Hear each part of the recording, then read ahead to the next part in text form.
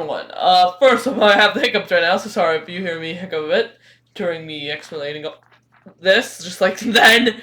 But it is time for the event everyone's been waiting for. And I'm ready to confirm something near the end. So first up, if you're looking for a specific timestamp, look in the description right now. There are multiple timestamps. There should be at least.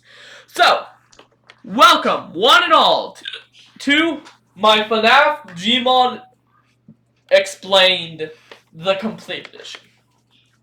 This is it for this AU I've been working on for a long time now, the last 2 years, I believe.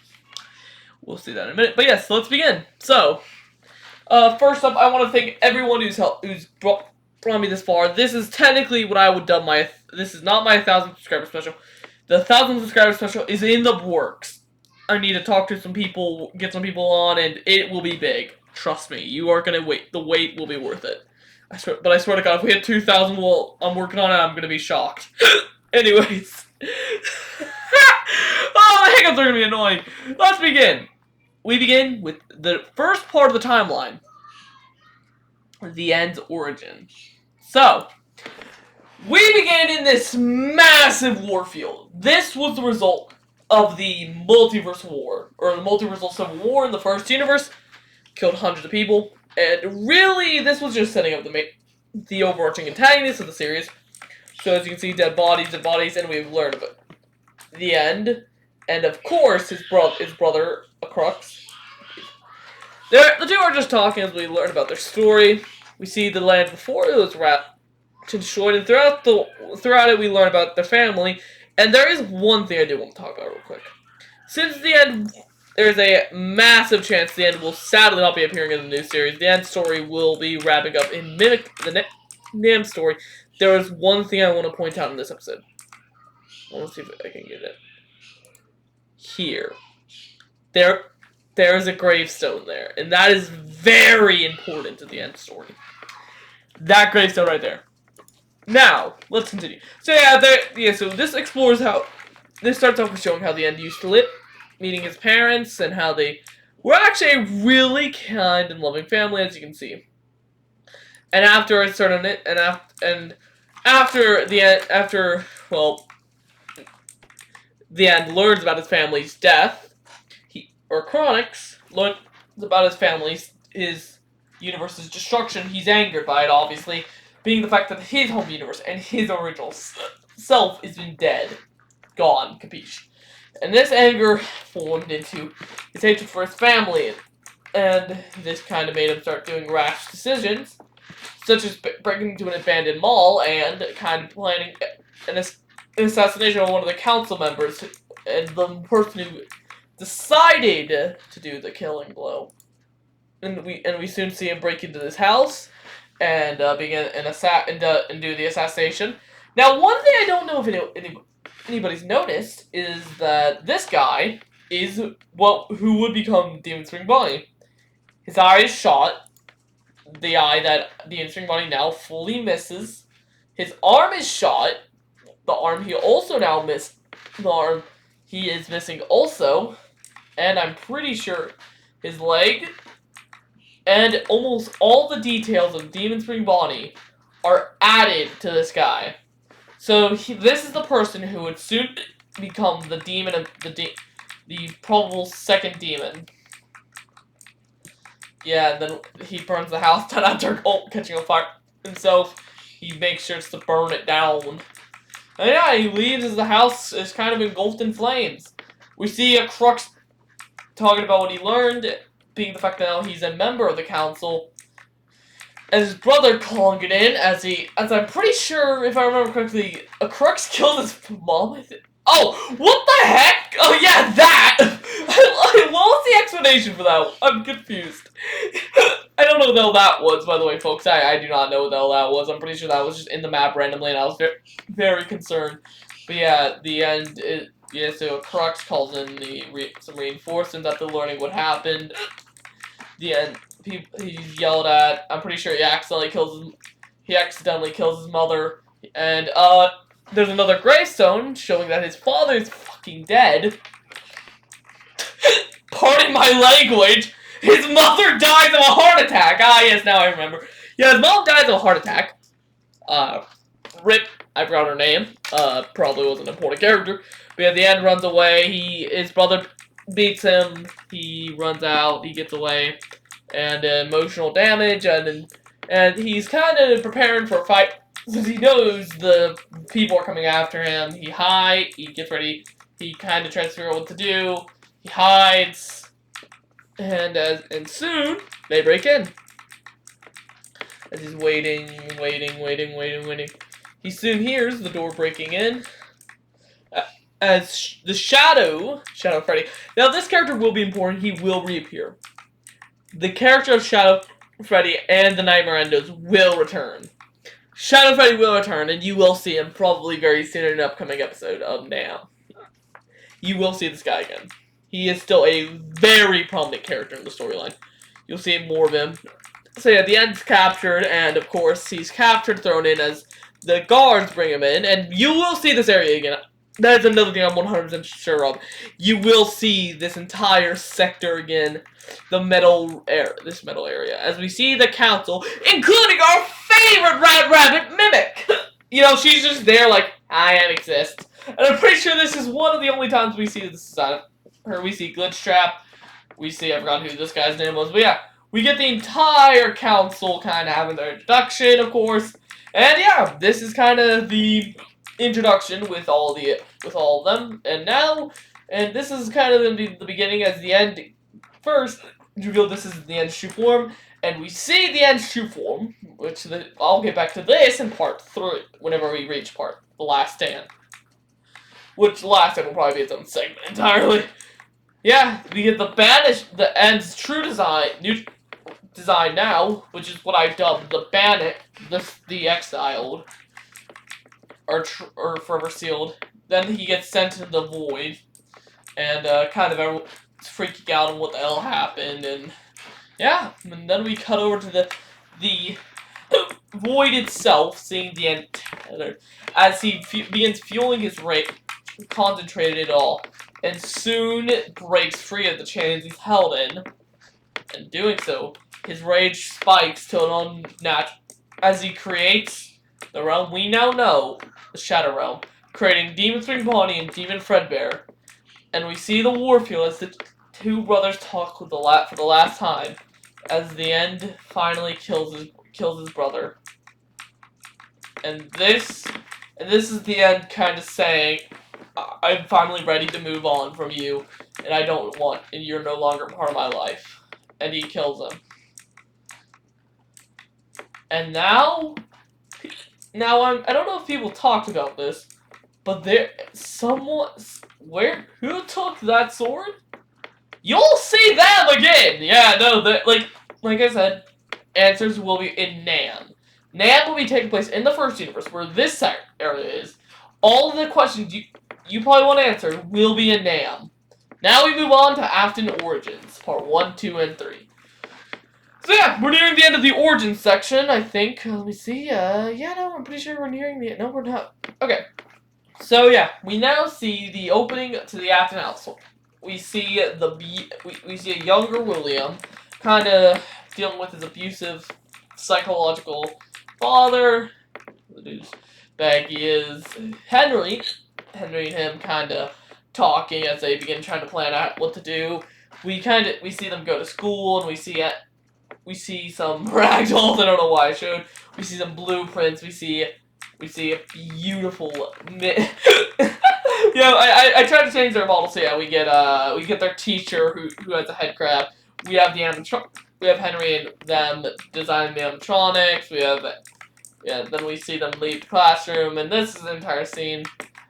We see William meet up with Claire, as I called her, I believe, or I forgot what I called Miss Afton. I'm too lazy to turn it on. But yeah, so yeah, we see the blueprints, of course. And I don't remember what they're saying here, but yeah, I think she's interested. She gives some tips. And then we see Giles. We see him. Yeah, then we have Terrence. Terrence, I am uncanny in that, yeah, Terrence was one of their children, but he got tired of life.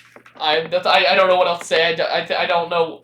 Yeah, William's just a pretty shitballer, like I said, and sadly, this led him to, And we see the first signs of William's true madness shining through as this moves in to After Origins Part 2, which, oh god, I'm already in a Pacific episode part of it, okay. So yeah, we open on the new Afton household as they moved away as we see William waking up from a cool story, bro! Tell it again. Yeah, fun fact, all of Part 1 was actually William's dream. Was a dream William had. So it was basically William reliving that entire point of his life. So yeah, that's actually a neat thing. So yeah, that explains why we saw that. So yeah, we see William waking up in his household, dealing with Michael. Just kind of dealing with Michael as Michael. I think Michael ran away in this scene. Yeah, we see Elizabeth, and I'm pretty sure Henry. Yeah, Henry's doing his thing as Michael's just dead on the ground. Yeah, William gets yelled at as Michael's brought into the hospital. Knocked out cold as Henry yells at him, and I think they go off. 1983, we see the beautiful pizzeria, Frederick's Family Diner. We ignore that. Yeah, so we see as Henry kind of explains it to him. Yeah, that's Henry. I think that's a worker Fazbear Entertainment. So yeah, we see 2 new suits, and I'm pretty sure this is not canon. I will quickly add this. The scene that's about to come up, this. Henry getting spring locked in Fredbear is no longer canon because of one reason. This was meant to tie in with what I was calling with the Fast and Fright series, but I've recently decided to make that not canon to the timeline, so the scene is not canon. And it's just a miniature scene that now exists for no apparent reason. Then we have William destroying the animatronics. And these characters do return later down the line. So we see the kind of chase. We see Chico weaponize the axe. They chase William into Springlocks as we see him get the diddly dabbity boobity bop. As we just see them harass! They beat William! As we see the Springlocks go off. And I want to see, what did I say?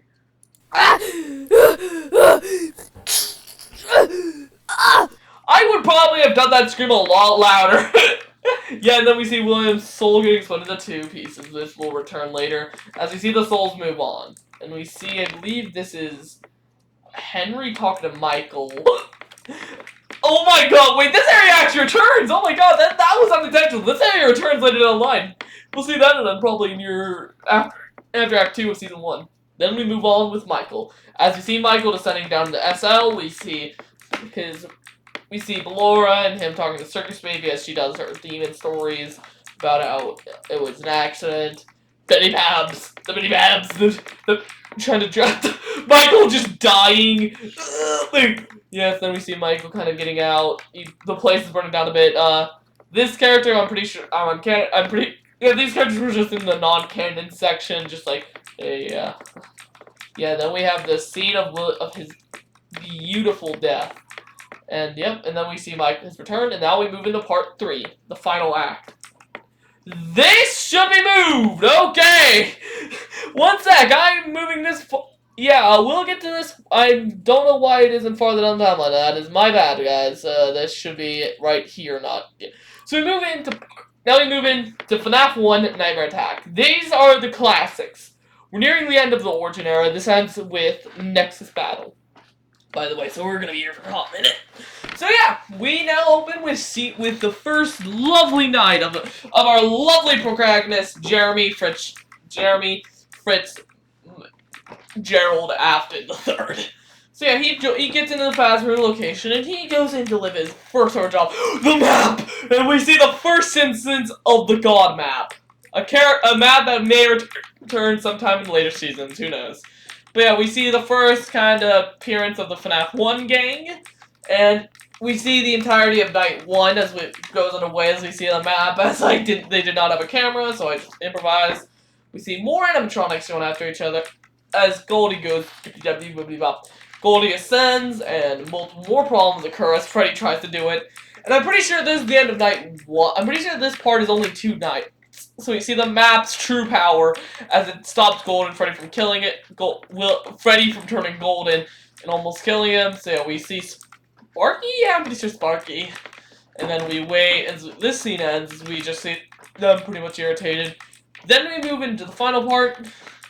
And see Foxy now get activated.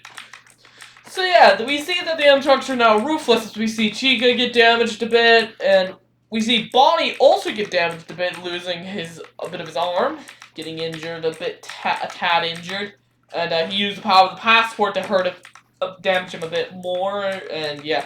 So yeah, Bonnie just kept getting injured. He was injured a lot more. Foxy tried to do something. I'm pretty sure Foxy also got injured. Yeah, Chica got a fix, but I'm pretty sure she's later damaged again. Yeah, Chica just can't get a break. Yeah, the electric zapper gets zapped. She is abused. Chica is abused in this. Yeah, all the characters are abused in some way. Yeah, Freddy tries to do something, but he also gets abused as they send out the prototype. As he's easily taken down, actually. He almost causes the recreation of the Bite of 87. Luckily, the night goes off as we enter into night. Yes, we end this part of Jeremy's story kind of ends here as the pizzeria is burned down by some weird, shady organization. Jeremy's thrown in there, and this will be tied into kind of and he does survive this. Jeremy is able to get out of there. He breaks out, but yeah. Jeremy survives this from almost burning down. The map survives, of course. Newspaper survives. But yeah, Jeremy does survive this. Mildly injured, by the way. And this ends part 1. So we move into round 2. The animatronics kidnapped Jeremy, dragging him in here, by the way. Actually, fun fact, before this night, FNAF 4 was meant to take place, which sadly does not happen since of how short it was. It is on the second channel. One sec, I'm gonna go to that real quick. Yeah, I will. Alright, folks, here we are. I don't know why I went down. Here is what FNAF 4 did. This is directly after FNAF 1, by the way. So yeah, we see him waking up, kinda dazed out from why he was being burned alive, and he kinda tries to figure out what happened. This isn't really canon anymore from what has been set up. So we see that Nightmare Animatronics, of course, gonna go spookily boogly. I'm gonna steal your toes as we see Nightmare Freddy slowly making his entrance, like, ooga booga! I'm terrible at this. We see him talking to Nightmare Freddy as he tries to kill him, I'm pretty sure. We see Nightmare Chica, of course, going in for a kill as well. I'm pretty sure, yeah, this is where I kind of start dragging up away as he runs away, as Nightmare Freddy also is like, what the hell is going on? We see, Plush Trap trying to kill him, but he's able to escape Plush Trap as he hides in the room, terrified of what the hell's happening. And Nightmare goes in for the kill, guarding the exit to the place it's called. But I'm pretty sure, yeah, he is able to escape, ending night 1. Yeah, so I believe, if I remember correctly, he does escape the nightmare sequence. And I probably would remake this a lot differently from how it looks currently, obviously, since I'm a different YouTuber than 2 years ago, Mimic. So yeah, I'm pretty sure he's able to, yeah, so he's able to escape, and that ends that. Yeah, so as you can see, that part was pretty short. And I did, for some reason, went over to this part, oh my god.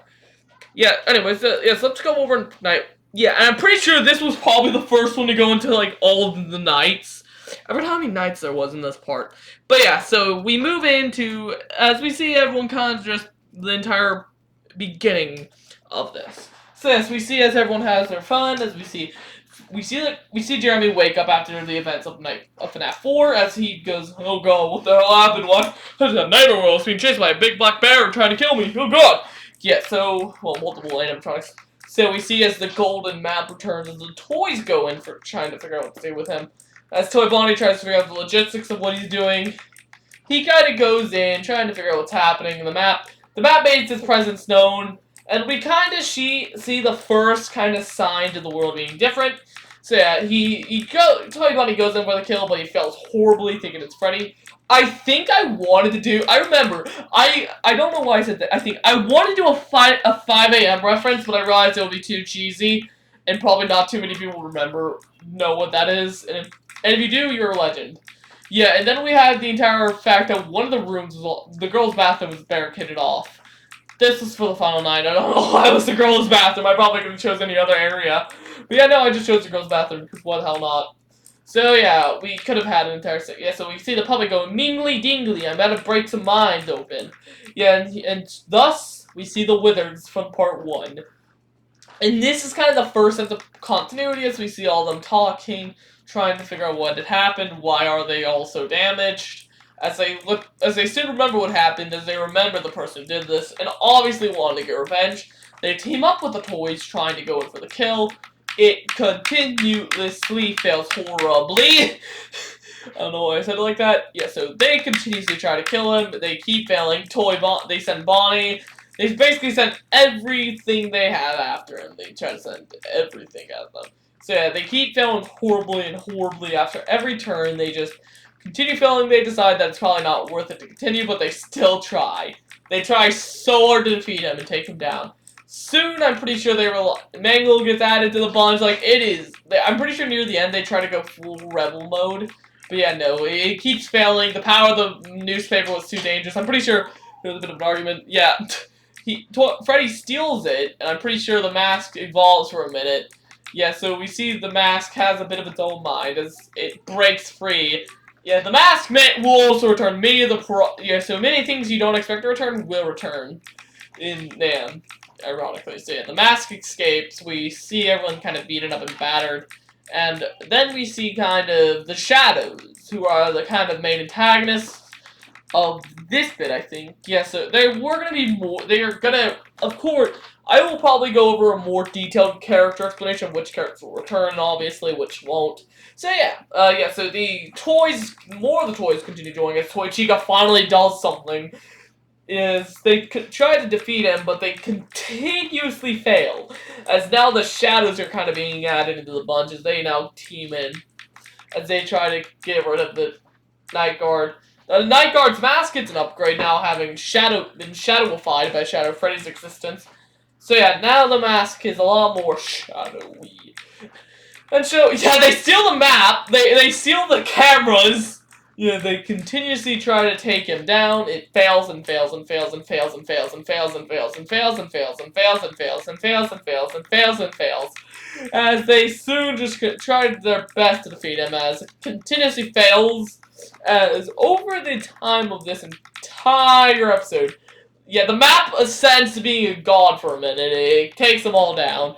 It blinds Balloon Boy. It blinds Balloon Boy! That makes sense. Yeah, Shadow Freddy begins getting mad that he's losing as all the animatronics send after. And I'm pretty sure he grabs a knife and I think he enchants it to try to go in for a kill. Fails horribly. The knife's blocked by the map. The map died! Oh yeah, right, the newspaper died! In this, yeah, the knife gets sent flying as it strikes into an oven, causing a massive explosion, burning the place down. Jeremy's able to escape, as hilariously, almost Shadow Freddy tries his best to kill him, but is failed as the knife went in to accidentally kill him instead of Jeremy. Yeah, which Jeremy probably should have been injured by that, to be honest. But yeah, everyone's being burned alive, and that ends that part. I'll be right back, folks. Alright, and we're back. Alright, folks. So, 1 year after our last... Wait, what? Was there really a 1 year difference? No. No way. 1 sec. Oh, no, okay. 2 years after our last chapter. Okay, that was the description, yeah. So, yeah. Yeah, so... Oh, God, I was gonna say, what the hell? Yeah, so it's been a year since everything in part 2. Jeremy's like, oh god, it's been 1 entire year since I'm back here. He makes his grand return, seeing the old Ron Springtrap in the Fazbear's Fright. He sees Phantom Freddy, or a Phantom Freddy, as he sees a beautiful hot dog with 3 dogs in it. As he soon begins trying to figure out what to do, he sees Blushy, which I'm pretty sure was Shadow Freddy returning for his final act, trying to kill Jeremy. So yeah, Shadow Freddy was kind of the main antagonist of those bits. So yeah, he sends Balloon Boy after him. Basically, this is just Springtrap trying to kill Jeremy, failing horribly at every turn as he tries to kill him multiple times throughout this entire episode. For some reason, it's loading. Sorry about that, folks. Yeah, so he tries to kill Jeremy. He sends out every Phantom animatronic he has. The mask makes a return, and the map. Never mind, it didn't die in Act 2. It survived a knife being shot through it. We'll obviously see its beautiful return with Jeremy in part 3. Yeah, so the map returns obviously being a key, essential part in this series at this point. Yeah, so, with the map joining Jeremy, it returns for its beautiful, lovely journey. Give him his hat back, actually, that's funny. The map had his hat. Here we see Shadow Freddy as it tries to kill him. kill Jeremy, being the fact that he remembers Jeremy from all those years ago, who kind of messed his life up, destroyed him. Even though it's been 3 years since the first pizzeria, he was still very angry at Jeremy. He turned his suit purple. His suit was purpled. That is actually funny. Yeah, so Plush Freddy continues trying to help him as soon they discover the new threat of Phantom Freddy in his office. I'm pretty sure the map, so Shadow Freddy continues giving life to more crap. Shadow Freddy manipulates his actions, trying to get Jeremy to lose, I'm pretty sure, if I remember correctly, so yeah. Yeah, so Phantom Fox tries to go in, obviously all the characters try to take down Jeremy, it fails horribly each time. As the Phantoms try their best, this was just failing every time he tried to do it. No matter what he did, he failed. So trying to figure out what to do, Afton, and Springtrap tried to do multiple more kills as Phantom Freddy finally saw his opportunity to get his revenge. Trying to kill, the two talked. I'm pretty sure the two will get a moment where they talk, as I think there was a little reference to 5 AM. And me just scrolling through crap. Yeah, so we get the melted chocolate boil. As we see, this now is a prominent idea they can go into. As we see, I believe, yep, Shadow Mangle descending from the heavens. This one would have had a lot of pause moments. Yeah, so we see Springtrap get damaged a bit, and I'm pretty sure, yeah, Jeremy uploads his consciousness to this is later on the part. So yeah, Jeremy begins talking as I believe this is the scene. Yeah, so the map, they try to figure out everything with the map. The Plush understands the fact Shadow Freddy learns that the map is a very dangerous entity and probably should try to find a way to get rid of it. He's able to get rid of the Mimic. Yes, so this is the entire scene where he plays an arcade. I'm pretty sure he plays the arcade for the wait a minute, if I remember correctly, wasn't that the arcade that just explodes, destroying the entire building? I don't remember though. But yeah, so yeah, we see as Phantom Mangle tries to go in for a killing blow on him, as of course, like usual, it fails. As Phantom Freddy, I believe, is just sitting there laying in dormant. We see the real Shadow Phantom Freddy as Springtrap's like, oh my god, my back is killing me. Why is no one working? Why is no one killing the man? Yeah, I'm pretty sure and yeah, this is the first sign of animatronics getting possessed. So yeah, so the animatronics getting corrupted and mind warped by Shadow Freddy being controlled, and this is the first sign of Shadow Freddy's entire efforts in the series, as the mask also helps a lot, as we see them trying to get rid of him, but failing horribly each turn. And in the end, Freddy actually joins up with them, wanting to stop all the crap that's happening in here. And I'm pretty sure this is the last part, and we see, of course, the grand reveal of I'm pretty sure he was designed by the Freddy Fazbear's, the corporation. Yeah, we see the reveal of Shadow Freddy, of Shadow Plush. I'm pretty sure that's what his canon name is, Shadow Plush. So yeah, he revealed his malevolent scheme, obviously monologuing as Phantom Freddy goes to revealing that almost everything he's been doing has been a lie. He tries to figure out how to stop it for good, and he soon gets his body. Yeah, so Mangle finally does the Vitamin 87, as his soul is overloaded into melted chocolate body.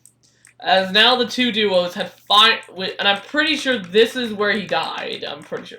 So Phantom Freddy was able to continuously went to help him as they went to the final conflict, as they caused an explosion that I'm pretty sure destroyed the pizzeria. As Springtrap fights, and I'm pretty sure he ends up failing, as the pizzeria begins burning down, as Shadow Plush is killed and brutally murdered. As now we enter the last act. So yeah, it's revealed that Jeremy's body actually was alive in some way. He just remained only a burnt pitch corpse. So yeah, he now works with Helpy, trying to reestablish the Fast Branch for the final time. I'm pretty sure those explained in this. This is the end of the journey. Jeremy's part of the story, and will be held in Season 2. I do not know what I meant by Season 2. I don't know what I meant. I'm pretty sure I meant by, like, my Gmod review, maybe? I don't know. And we see Jeremy talking to Helpy. As we see them kind of working together, as we see in the build up FNAF 6, I have remade this a lot better in my opinion. So yeah, we see them kind of begin working together as they enter into the pizzeria as we see the return of Shadow Freddy. We see the return of Freddy, of course. We see the return of Shadow Plush, and also we see now the return of Jeremy. We see the return of Jeremy, and I'm pretty sure also Freddy somewhere. Yeah, we see the return of True Jeremy or Shadow Jeremy. We see Shadow Plush return, obviously, as I think he's dead now. He isn't like an active entity.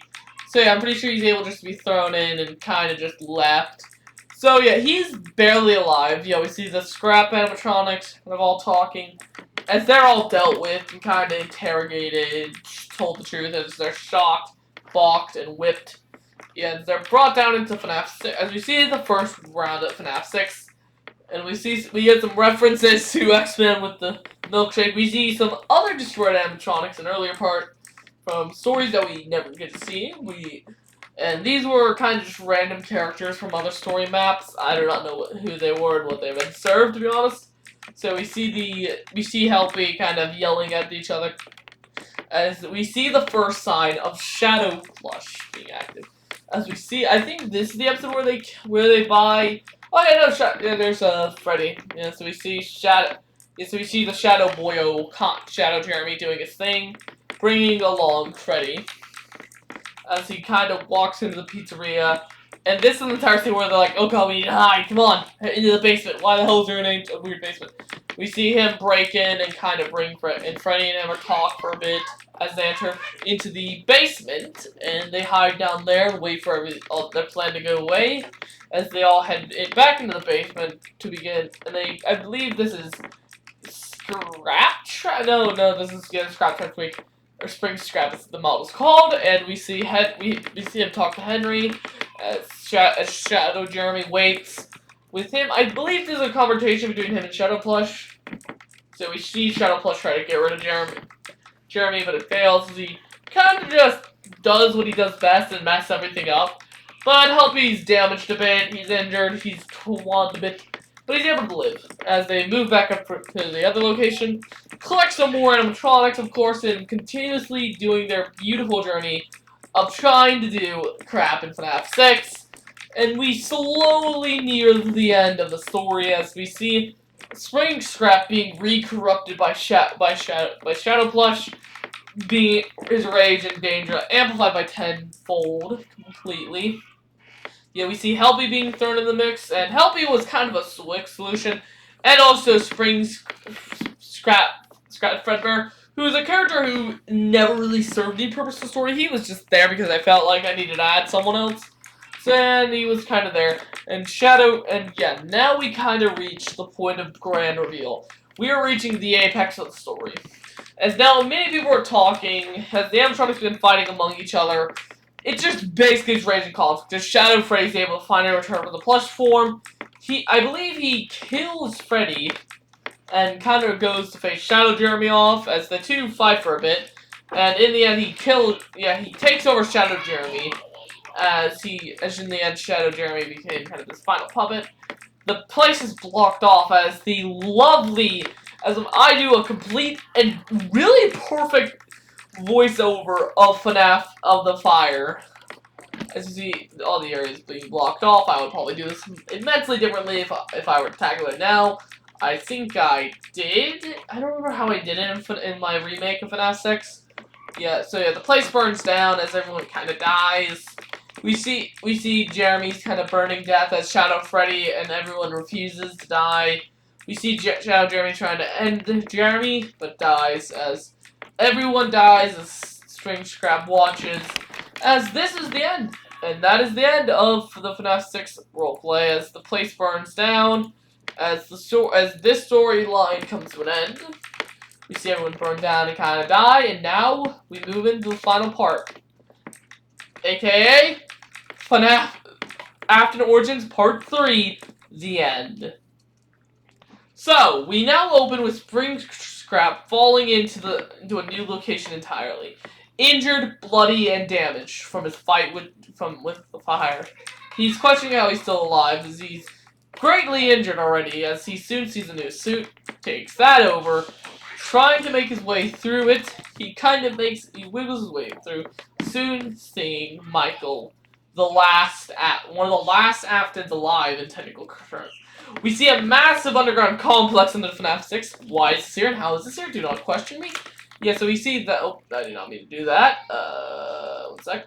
Yeah, so we see him and Michael get into a fight as he almost, and we see Jeremy return, kind of helping Michael, still burning and kind of dying, as the place is now fully collapsing. I'm pretty sure Michael and Jeremy dies here, and so does William almost dies. But yeah, I'm pretty sure William dies here as Michael makes his escape, seeing Scraps still barely alive as Scrap Freddy reconstructs himself, so does Scrap Baby.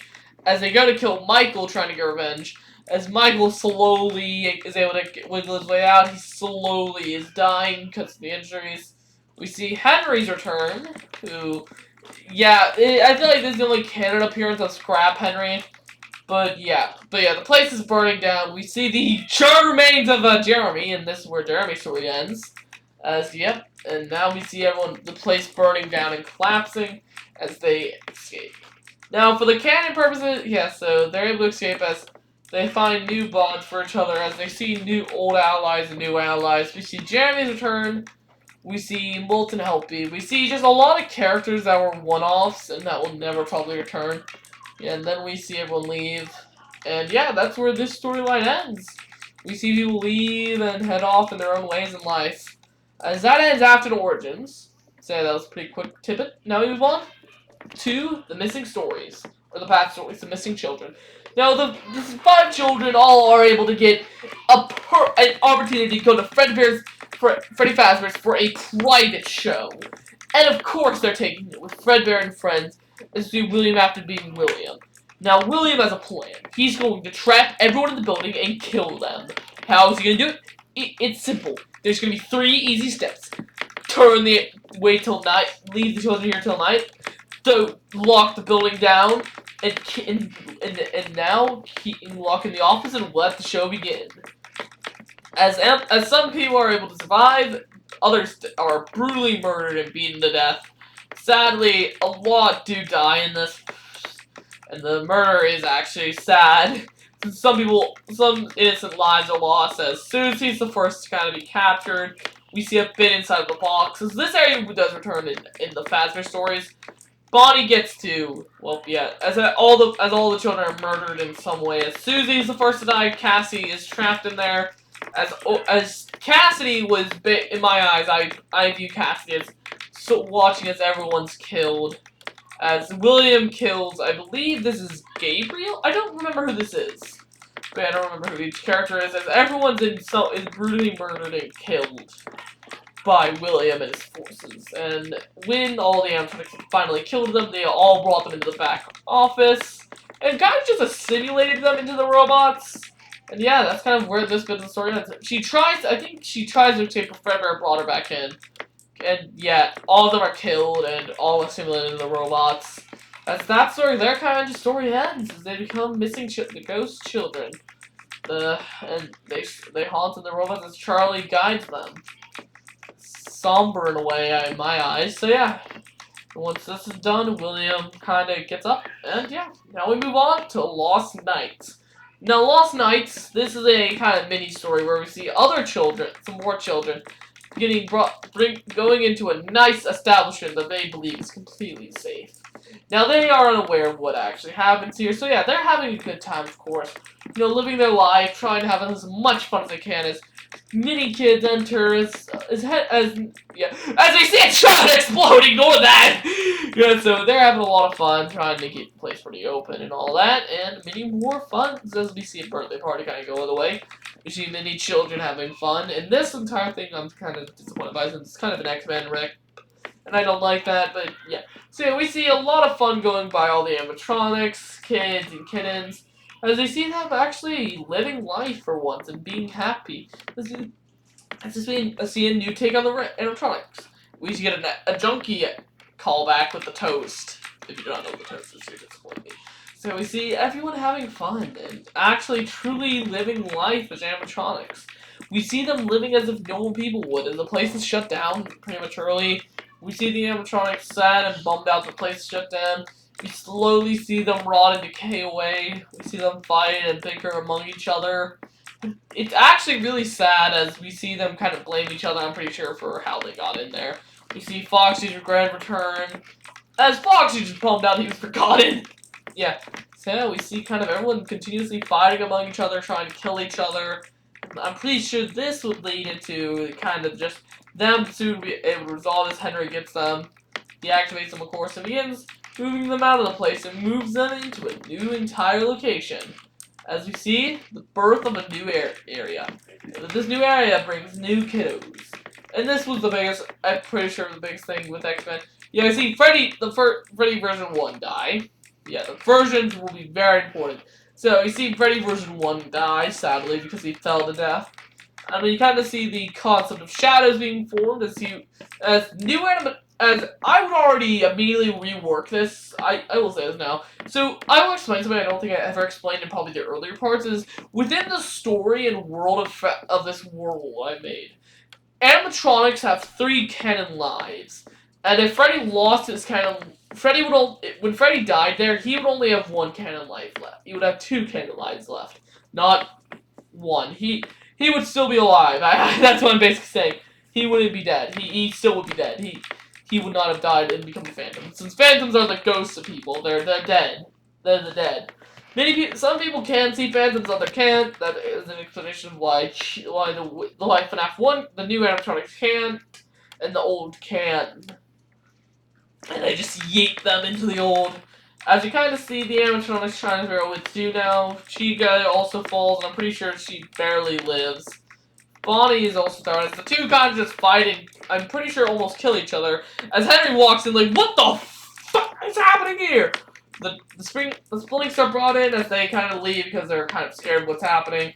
You know, I actually will confirm what happened to the Splinks. So yeah, the toy Splinks are run off, and as they're running off, they're soon discovered by the other Splinks animatronics, aka Splinks Freddy, Splinks Chica, and all them, the insane ones.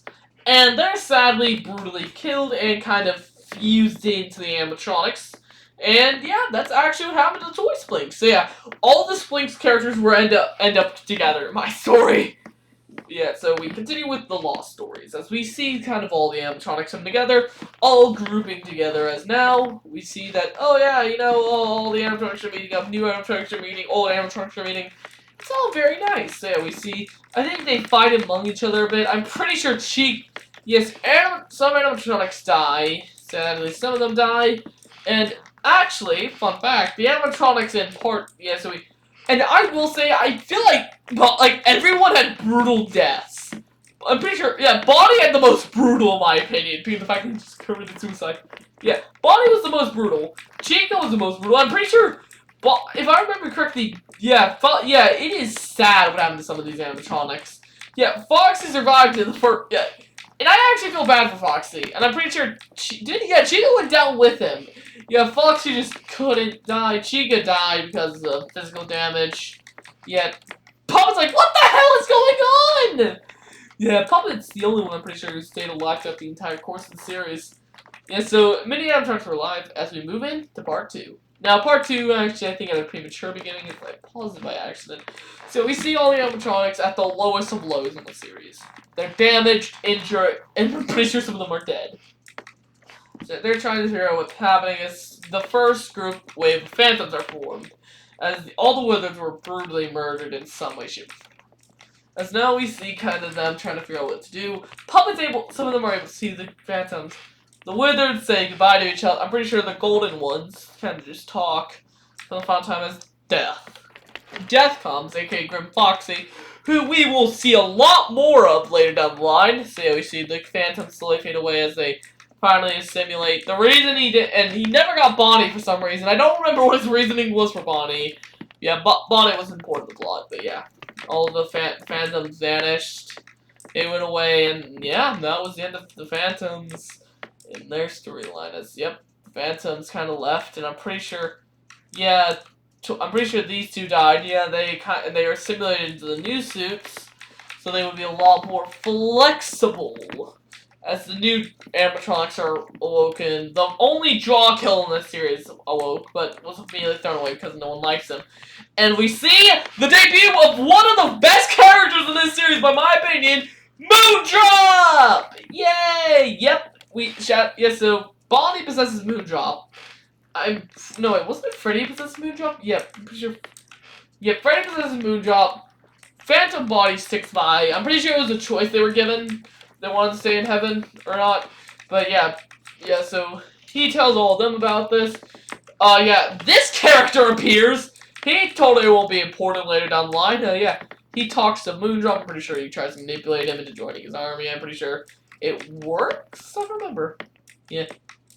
So they all talk as we kind of see all this go down. Moondrop kind of just goes to the stage and kind of goes to sleep, you know, kind of enjoying a nice nap. Yeah, he kind of wakes up as all the other animatronics already found up and like, what did you tell us? Come on, dude. Yeah, the Unwithers kind of go to the water. We will see them later down the line. As, yep, now everyone's having a good time, yeah! And yeah, so, yeah, the first appearance of Shadow Freddy appears, possessing Fredbear, or doing Fredbear as we know him. Yeah. So we see, kind of the animatronics in their debut as Nightmare turns the first animatronic into a D. We see the creation of the Nightmare animatronics.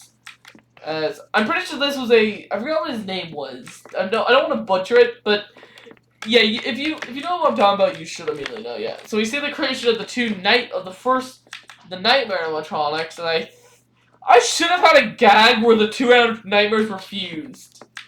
Just Nightmare yeah, that would have actually been really funny. Yeah, he kidnaps Foxy, I'm pretty sure. Yeah, so Foxy's kidnapped. Wait, was that how? What the fuck? That was actually good! Oh my god, that was good! Like, we see him wake up and kind of just pop! That was actually really good! Holy crap! How did I do that? What the fuck? Holy, what the hell? That was really smooth!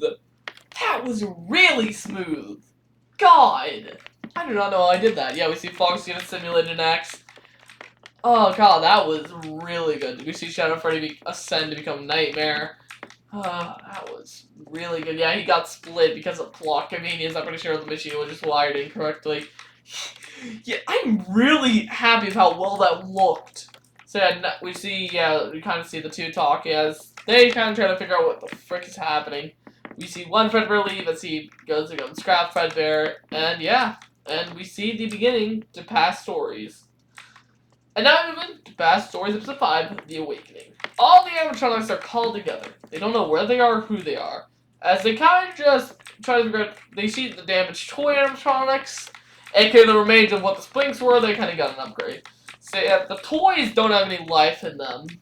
And now this is where I kind of, so we see the FNAF 1 gang wake up and kind of go into the new pizzeria. The withered animatronics are damaged, destroyed, and kind of burned and dead.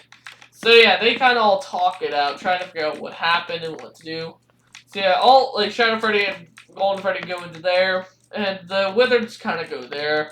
As the Wizards are soon, I believe it's in episode 6, it's revealed about the Wizards. But yeah, I don't remember if I ever explained what killed the Wizards. Yeah, the FNAF 1 gang is awoken as their new suits. I'm pretty sure these are the souls of the children that died here. They were just ripped out and brought into the new animatronics. Yeah, I don't remember if I ever explained what happened to the animatronics toys. Yeah, so anyways, I will explain a bit about where, like, because I don't know if I explained a bit, so let me explain one thing. How did, of course, Afton went from this place to the other place. So, yeah, I just wanted to quickly say that, yeah. A bit of the history is that after the Splinks kind of got out of there, they moved, they moved in the other animatronics, the Wizards, and after the failure of this place, they moved them out, and Puppet just stole their soul, left their souls in there, and kind of brought the new, and soon another murders happened. Another set of murders happened in the location, of course, knowing William took the souls and kind of gave them to the new suits, which you see now. Which, yeah, that's the explanation of how the animatronics were possessed. And, of course, we see the first debut of Shadow Freddy, who kind of merges into Golden Freddy. Sadly, he will make his return. As we see more talking, we see the first of the Phantoms. You see the Phantom toys, and they kind of talk about what happened and what they're gonna do. It's actually revealed of something with the toys, special about Phantoms. The fact is, they can't possess their suits they're already possessing. So yeah, they can't possess the suits they already possessed once. So yeah, Toy Bonnie possessed. So this is basically how all the possession went. As as sadly, as Phantom Freddy was left with Toy Chica, and that was sad. Yeah, and I'm pretty sure so this was their new bodies, as I'm pretty sure and then we see the first appearance of Malware. Malware is definitely a more recurring villain, as you see him kind of talk to Glitch Trap, ranting about what they had done and what they will do to this town. As this is where the first kind of part of the episode ends, we see the Wizards. And we move into episode 6, perfectly named The Wizards. How did the Wizards get here? I actually did retcon this, and I will skip the episode of the Wizards' origins, because I hated how it came out, and I'm disappointed about what I did in those episodes. But yeah, so in this episode, the Wizards, after getting sucked into a vat, ended up in an old fort, abandoned village.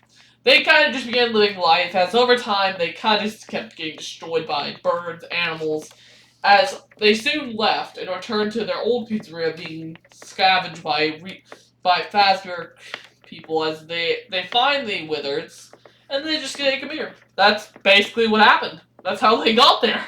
And that's actually, and yeah, I did, so yeah, that's the story. So the animatronics kind of just, we got there, so we see Malware, of course, doing his rant with Glitch Trap, who is usually being bullied by Malware, obviously, and Malware deems as a weaker, lesser being, who, I'm pretty sure I did a good, not many people can see Malware, obviously, because, yes. So we see new parts are being delivered for the animatronics, as I'm pretty sure this is where the toys are rebuilt. Yeah, we get the massive clog, which I will say that once we get to the part, but yeah, we see them trying to kind of get built, as we see the two, Lin Boy and JJ, wake up, and they become two characters of a nice little batch in the series. I'm pretty sure Mangle appears in this as well, but yeah, we see kind of Glitch Trap's own personality and kind of how he's abused by Malware. We get the first real appearance of Glitch Trap. We get Malware's lovely introduction, Glitch Trap being manipulated and told what to do by Glitch Trap. Being told what to do. Yeah, we see the Wizards, as they remember, of course, their old friend Moondrop. And yeah, they kind of talk to Moondrop, and they get a good understanding of what's happening as they move in to help. And they're able to hold off Malware as they kick him out of the place. This will have lasting consequences, obviously. As now we enter into the first, they soon beat Malware up. They kind of whip him and kind of kick him. They beat him to the streets. Yeah, they picked him up. They picked him up by the bootstrap and said no, and yeeted him out of the building. And that's what happened to Malware. As he's beaten out, his Glitch Trap kind of just joins the crew, stays there. That's basically what happens in that part. That's where this story ends. Yeah, me and animatronics are kind of stunned from Malware. We enter episode 7, kind of an in-between episode. As we see the animatronics kind of trying to recover, as we see the pizzeria open for the first time. We see animatronics talking as everything kind of works into what they want it to be. The animatronics talk and trying to figure out what to do. We see Toy Foxy for the first time, as we just see the massive horde of crap. As Moondrop talks to the Wizards, as we see the first sets of kids in years finally arrive in the pizzeria. How did Fazbear Entertainment never know this place was open? Who knows? And how did it close? Who knows? So we see the animatronics, of course, having fun, trying just to keep the kids wrangled. Moondrop immediately driving the kids away. Freddy gets jealous. Moondrop kind of just does this thing. Yeah, Bonnie and Chica fight a bit, as, the animatronics are kind of just having a good time, being the animatronics. As this kind of happens, is we see the first time of Shadow Bonnie, which this was meant to continue for a hot minute. I don't know if this is explored any further, but this is kind of retconned in part 2, in Last Stand. which yeah, I'm pretty happy with what I did originally. But yeah, Shadow Bonnie I have a new plan for Shadow Bonnie and what he will cover in the new series. So yeah, we see the last appearance of Malware, and yep, we see as it culminates in to the next fight, which is already which is already almost an hour in. Lovely. Yeah. So yeah, all right, we open with. This, so yeah, we see as everyone's having a good time, you know, trying to get an understanding of each other, enjoying life as they all talk, walk, as they try to figure out what's happening kind of with their lives now, kind of getting used to the new life they're in. We see the appearance of Fredbear and the Nightmares, of course, trying to figure out what to do now, siding with Malware in the current conflict, and this is how Glitchup actually knows them. You see the toys, do not want to know where this is going, I'm scared. Yeah, so, of course we see the toys, we see the return of Splinks, which I actually don't even know why the hell the Splinks are there. I'm pretty sure they were why did I turn Toy Cheat? Why do I have the two Splinks there? I do not know, folks. Okay, I don't know why they were there. Yeah, Moondrop tries to get into a call. It fails horribly. The blinding light of the event horizon, obviously. So, the Nightmares attack. Yeah, I'm scared of what the scene is. I'm skipping it. Nope. Anyways, yeah. I'm just gonna skip over scene I see with Nightmare Freddy, Nightmare Foxy, so I do not want to know what past me was thinking. I was an idiot back then. Yeah, so we see kind of all the characters gathering. This was kind of in a Nightmare Attacks kind of style way. And that's kind of what I think this video was meant to be based off. Nightmare's Attacks as Freddy kind of groups up with everyone trying to figure out what to do. We see the first appearance of Sundrop. Or Sunrise, sorry. People will probably murder me. So we see the derangedness of Sun. And of course, Sun would kind of be a kind of a bitted appearance, obviously, being the fact that he would soon vanish from the series, but he would obviously play a key role later in the storyline of the Fazbear series. As, yeah, kind of all the interpening and gathering in the room. As we see the appearance of Moon, and how Sun is actually the same thing as Moon, and yeah, it's never explained. I don't remember how I explained it, but yeah. We kind of see we see Sun beat them all up. Shadow, we see Shadow's power at full display. As Malware kind of knocks him out and kind of unfuses the two, which I think I can explain this. I think I have a better way to explain what this scene was anyways. So yeah. We see Foxy kind of head in the dirt, so yeah, we see Malware create the Abyss, the Pitch City, the fake city. Again, I basically copied this off Junkie, and I'm willing to admit that. As we see characters wake up in kind of abandoned areas, captured by Malware, Malware's new design, called yeah, so Malware kind of talks about his malevolent plan, monologuing as usual, as he kind of begins trying to get all the characters to unite, attack him, as we see them in the fake world, as he calls it. And now, this is kind of Malware's entire game, trying to get rid of the characters. As we see the characters kind of take on challenges to try to get the orbs, their closed orbs, as they kind of try to regroup, gather each other, and try to figure out what's happening. Since, to them, they have no clue what the hell is happening. So there's a few orbs scattered across the city. Collecting each orb, they were able to kind of gain a token. JJ! Oh my god, JJ! Oh, you poor thing! What did I do here? Moon is able to get... Yeah, so Moon kind of helps. Yeah. So everyone kind of begins gathering as they... I think these are the souls of their friends. So yeah, there's a massive rift of Junkies, by the way. I'm very sorry. Junkie, do not murder me in my sleep, please. So yeah, we get Freddy being crucified. Yeah, so we see all the characters kind of gathering up. Yeah, so once all the characters are kind of united and brought together, I believe it was Moondrop who accepted the powers. They're all oh wait, no, they're teleported up to Malware, where they're kind of beginning the final, as Malware kind of eats everyone off.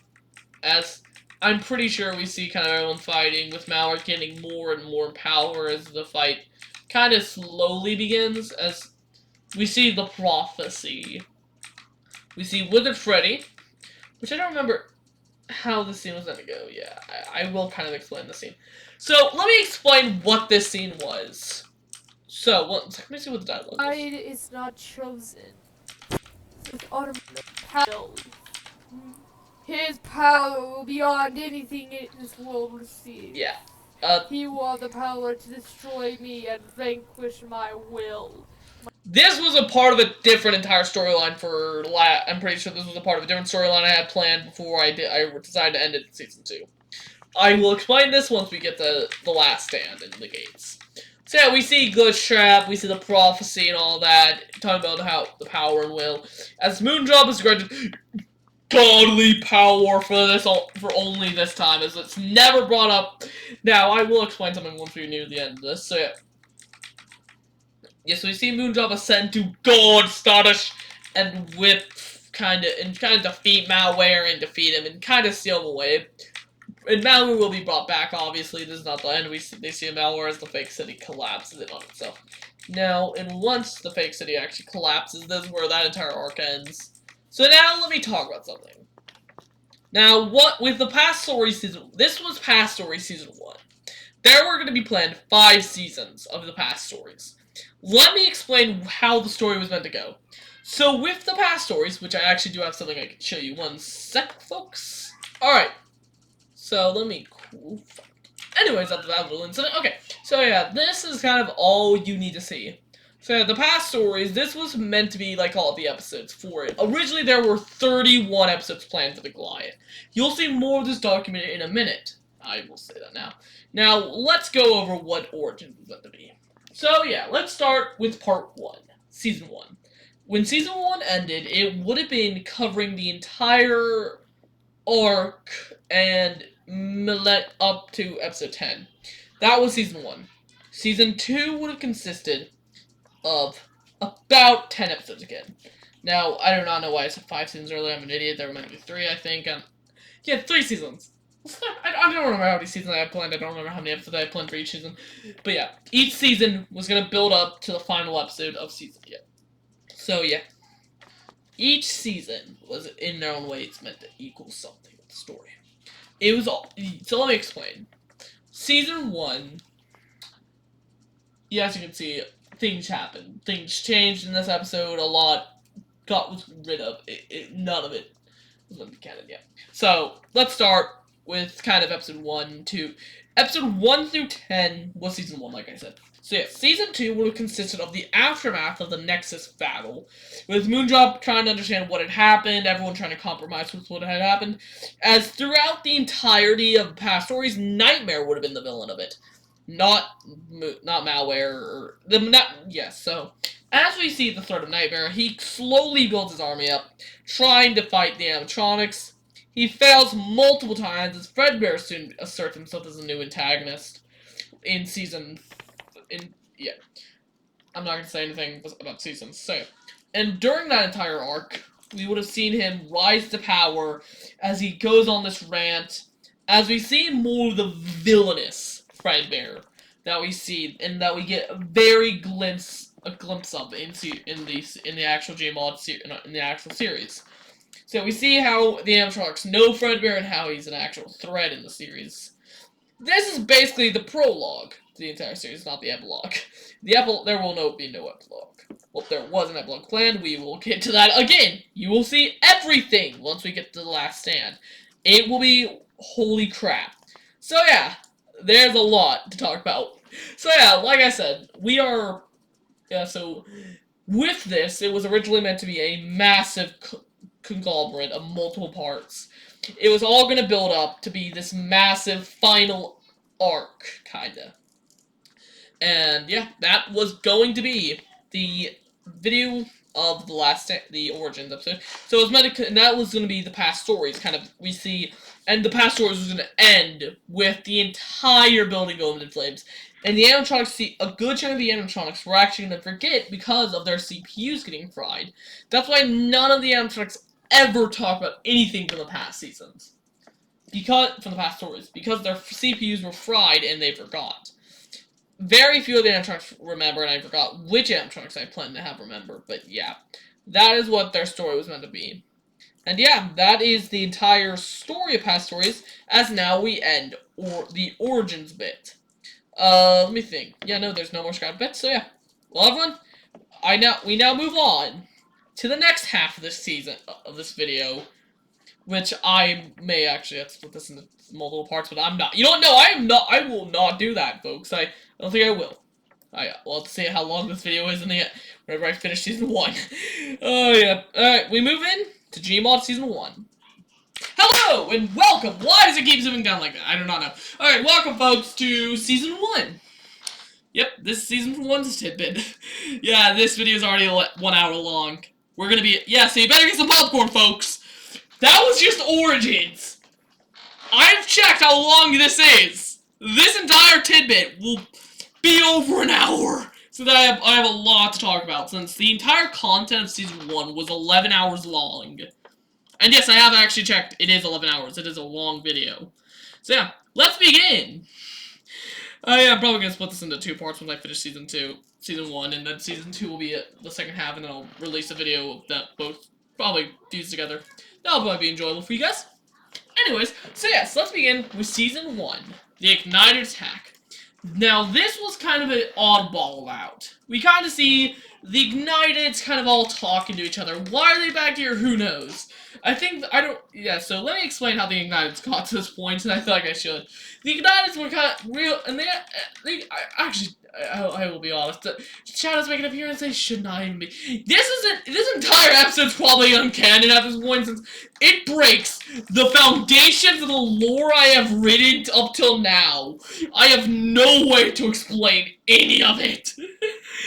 This is a non-canon video. I'm going to skip it because my sanity requires it. Okay, we move into the Glamrock's attack. Okay, Gregory, the small little child, enters into the Pizzaplex. Now, this is before the actual, entire thing came out. Okay, folks. So, yeah, and we see him kind of enjoying life as he talks, as we see kind of Glamrock Freddy talking on the phone to someone. Who is he talking to? Who knows? Moondrop is here because, for reasons outside of his control, he's following Vanny because he doesn't have anything better to do in life. Yeah, so following Vanny, we see the Glamrocks kind of talking to each other, being annoyances to everyone as they do best. We see Moondrop like, bro, Vanny, just kill them already. Go. Random bullshit, go. Yeah, we see him become his phantom self. This, again, I'm pretty sure still breaks the foundations of the lore, but okay. Yeah, anyways, so yeah, we see the animatronics all having their fun, so yeah. And yeah, we see all the animatronics trying to figure out what to do, as Glamrock's kind of just been doing crap, as Vanny hacks them all. And with the hack, now going to full swing, Moondrop just watches all the animatronics are hacked. And I actually did learn so yeah, so Glamrock Freddy's hacked for a bit, but I think he's able to be unhacked. No, he's not. He's just permanently hacked. Moondrop helps him, obviously, because Moondrop's helping. Yeah, they just appear in a random save that what was this save? What? Yeah, no, I have no clear remembrance of that save. Yeah, anyways, so yeah, let's kind of go over this real quick. You know, see Moondrop as his Toon Job appearance, which should be legally possible. We see Moondrop, yeah, so there's characters that shouldn't be here, we see that character should not be there. Ignore all the crap that's happening. I think that this was in the early days of the channel, let us remember, this was when I was still very early into recording and all that. Oh god, the animatronics look so ugly. Like, oh god. Yeah, so we see the animatronics kind of trying to protect Gregory, and we get the first iconic word of violence. And I love how I ripped Toy Freddy in this episode. I found it funny as hell. I described him. So yeah, we see the entirety of just Vanny breaking in, trying to kill them, and yeah, this is Vanny at her probable finest, of course. So yeah, we just see her trying to do crap, trying to get rid of people, trying to kill people. And I accidentally skipped the goddamn part of the video. Oopsie daisy, folks. Sorry about this. Yeah, so we get, yeah, so we see Vanny having some fun, trying to kill people. The Night Guard, who's here? What? I don't know. And, oh my god! Oh my god, yes! This was a scene. I will let the scene play out. Who cares? I've had enough of this bullying! Never mind. Acting skills. Beautiful. Anyways, yeah, so I'm pretty sure I do not know what the scene was. Do not ask me. I did the most stupidest crap in this early season. Also, Freddy never sees Roxanne in this, so it's a good explanation of why he doesn't know who she is. Or he didn't know she was there. Yep, that actually, I did not know how I did that. That was my complete action, by the way. Anyways, yeah, so we see the glorious lightsaber battle. That I still no clue how I was able to perfectly do this so well. So yeah, that was a scene that was almost weird. I don't know what the hell that. I still have like, if you ask me why I did this scene, I will respond in the most calmest way possible. Just, I have no idea. Yeah, Gregory gets freaking caught as the random appearance of Nightmare. Wait, what? What? It was Nightmare Fox just random? Oh, the nightmares were in there. Just yeah. So the nightmares are in there, just like, hey, what's up? Yeah. This is continuity. We get Plush Puppet, who is there. Why? Who knows? And the pit. Alright, let me explain something about the pit real quick. I had a bit planned for it where there was going to be an entire episode where the characters were all eaten by the... one of the characters falls into the pit and we see a bit of what the pit looks like on the inside. We get a bit explored of what the pit truly is as a character. But yeah, something about the pit is the fact that it is something that can claim all the canon lives of someone. It creates different spring bodies, and it is a entity that can consume some altered canon lives of someone.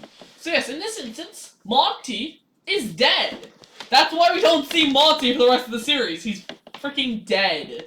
He's just in the pit. If we ever had that episode, we would just see Monty just decaying body. Which I actually may do that video and just like a bit of a, before the entire thing. We see Gregory almost get caught as they finally put down Roxanne and all that. I'm covered in blood! Yeah, so yeah, they get caught as... I'm pretty sure Vanny's killed? Yeah, no, Glitchup says, Vanny, we're going. Get Vanny, come on. No. And Vanny left, and yeah, for context, Vanny just left out this... Yeah, and I'm pretty sure... What happened to all the other characters since, I'm pretty sure the others kind of left and ditched. Yeah, then we see this first appearance of, like, Gregory stays here for a bit, he goes back to where he was before the events of the series. And yeah, that's where this entire thing ends. As we move in to the most iconic thing of this channel, and one of the videos I will always be proud of, the rise of Glitch Trap. Let us begin. So, of course, we open with all the animatronics talking, kind of building up the entire scene. As we see the animatronics, all living together in harmony.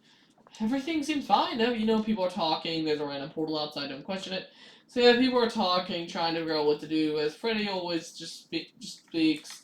Everyone talks, it's a nice little opener. It gets word to all the characters, and it kind of gives you a bit of a better introduction to all of them. The music changes a bit, why I'm not going to show it because of copyright. So yeah, we see the first sign of Pit Trap. And we see the first sign of the pit. And I do plan on doing a remake. I don't even know anymore since the remake, to be honest, I do plan to remake Rise of Glitch Trap at some point. How will I do it, and if I will do it almost perfectly, I don't know. But yeah, we see, and something I always liked about how I did this arc was how I showed how the animatronics bullied, about how they bullied Glitch Trap, showing how they treated him, and how they always, acted towards him. Pit Trap was trying to get to the pit because it's the only thing that keep him alive. He found the suit that he would soon be added to, keep him alive a bit longer. But yeah, no, so he talks to the others that he's kicked out, as he soon talks to the shadows, hearing what they have to say about him. And even more butthurt, he just kind of leaves. And he talks to Foxy. Foxy's a bit kinder. And then I feel like one of my favorite scenes, he goes to the Wizards. Which I will say, I am happy of how the Wizards were. They treated him with open arms. They understand how it is to be neglected. And I feel like it would very much be absurd that they would understand what it's like to be alone at points. And it was a very beautiful scene with these characters. As we see kind of Shadow Freddy talking to them. We see Jacko Chica talking to them. As we kind of see, the characters who never are seen, these characters are rarely seen throughout the series. And for people wondering who these characters are, they were just one-offs, talking about Taco Bell. And they are still in the pizzeria to this day, folks. I will say that now. They are in the destroyed remains of the pizzeria. They are in the pizzeria to this day, and I'm pretty sure the pizzeria was destroyed. Yeah, they are in the pizzeria still, perfectly alive, talking about tacos and Taco Bell as the world around them burn. They are the only. They are the. They will be there until the heat death of the universe or the building erodes with them. And then we see the creation of Scythe Trap. So yeah, Scythe Trap was a really good companion for Glitch Trap for Glitch Trap series. He's able to help guide Glitch Trap, in my opinion. He was probably one of my more favorite characters, as he kind of just helps Glitch Trap guide his way along, as he tries to help him in the fight against Pitch Trap, but in the end, it soon is they rely on Minion Trap, who is able to kind of bring them together as a team, and that is where this entire thing ends. As this was a very beautiful scene, in my opinion. I'm really proud of how this came out. And yeah, this is the beginning of the rise of Glitch Trap, as Glitch Trap finally forms a gang. We get a bit of showing how and this was a scene that was meant to imply more context later down the line, and you will understand that later. And now we move in to Nightmare Hour. There is another part after this, so let me quickly skip to that. I can skip to that real quick, but this is a collab me and Junkie did. This is canon to my AU, not Junkie's, of course. So yes, this is so randomly one day a portal opened to a random AU about where they're like, huh, wonder who these are. And this is my video recording at its finest, by the way, folks. Yeah, Glitch Chef's confused on who these people are, and this is kind of between the two episodes. So the Glitch Chef's in his good, evil, easily manipulated state. And so he clearly he joins forces with them, and yeah. Yeah, so my side is a lot. It's weird. It's corrupted. It's annoying. Yeah. So yeah, we see Glitchap kind of manipulating the Wizards and kind of getting them on their side to go get rid of the animatronics, saying they're evil, dangerous, and oh yeah, they're gonna kill us all. You see the first sign of the Chief suit being constructed and worked on. So yeah, we see as Glitchap manipulates the Wizards into going out, doing his dirty work for him, and yeah, that's kind of this entire scene. And this was a very interesting scene showing how Glitchap is a character now. And yes, he kind of convinced them to go out and gotta do that. Okay, so that's part 2 of the video. Technically, this is in the same recording section, but I accidentally hit stop recording. Yeah, so the animatronics go out and continue attacking, trying to kill the wizards. You know, actually having a good time, you know. And there actually is a bad ending variant of this, but it does not include Junkie and is not as good, obviously. Since Junkie is a cool boy and you should go sub to him. But I'm pretty sure all my subscribers are sub to Junkie, so if you're not, go sub to Junkie, he's a cool guy. So yeah. Pit Trap single-handedly fights off all the wizards because the wizards soon learn about what they're doing and how bad it is. And if you do want to see the bad ending, I don't know if I'll ever actually, since there is I uploaded the bad ending to this, I think, on this channel. Just look around for it. It should be somewhere. It's a short video, but it definitely shows the impact, and I will explain a bit more after this. So yeah, Side Trap kind of destroys the wizard, and this entire event's kind of forgotten by the animatronics sometimes. It's like, oh, okay. Yeah, I'm pretty sure near the end this was uncanon, since it was like, okay, this is getting out of hand.